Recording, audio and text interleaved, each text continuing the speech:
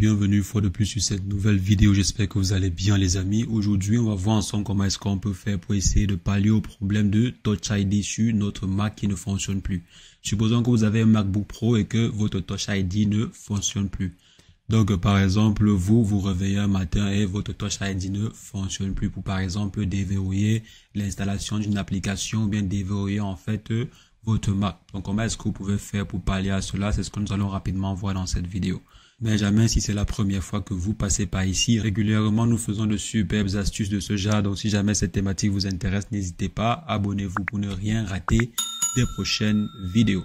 Alors, les amis, notre Touch ID peut ne pas fonctionner pour plusieurs raisons. Donc, si jamais le vôtre ne fonctionne pas, il faut voir s'il s'agit d'un problème matériel ou bien un problème logiciel. Et s'il s'agit d'un problème logiciel, alors il y a plusieurs façons de résoudre cela. Premièrement, il faudrait redémarrer votre PC et fermer toutes les différentes applications.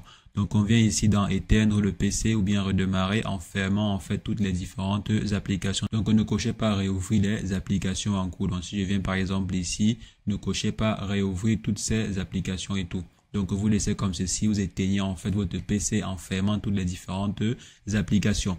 Donc après avoir éteint et redémarré votre PC, si ça ne fonctionne pas toujours, ce qu'il faut faire c'est quoi? C'est mettre en fait votre MacBook à jour. Donc est-ce que votre MacBook est à jour actuellement? Si c'est le cas, parfait. Si ce n'est pas en fait le cas, il faudrait mettre votre MacBook à jour.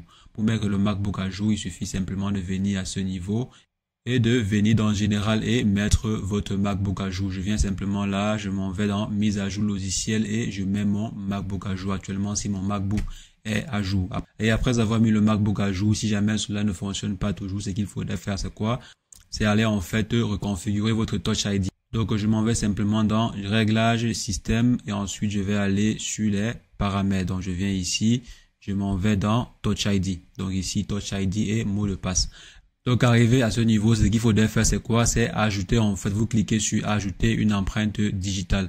Vous allez en fait ajouter une seconde empreinte digitale et supprimer par exemple l'empreinte digitale existante. Donc je viens ici et je mets mon mot de passe et ensuite je vais simplement ajouter une empreinte digitale. Je viens là, je vais ajouter l'empreinte digitale en question.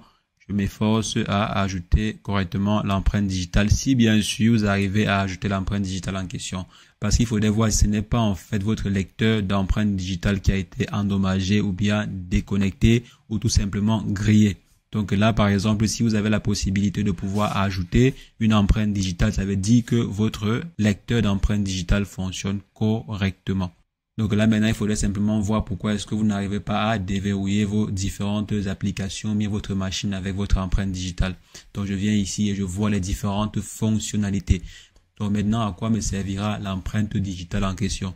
Ici on voit par exemple l'empreinte digitale servira pour déverrouiller le MacBook, pour l'Apple Play, etc., etc. Donc il faudrait vous rassurer que toutes ces différentes cases s'y sont cochées. Donc il faudrait cocher toutes ces différentes cases pour que l'empreinte digitale puisse par exemple vous être utile dans ces cas de figure. Donc et maintenant après avoir défini comme ceci, essayez de redémarrer la machine et voir si jamais votre empreinte digitale ou bien votre Touch ID fonctionne à nouveau.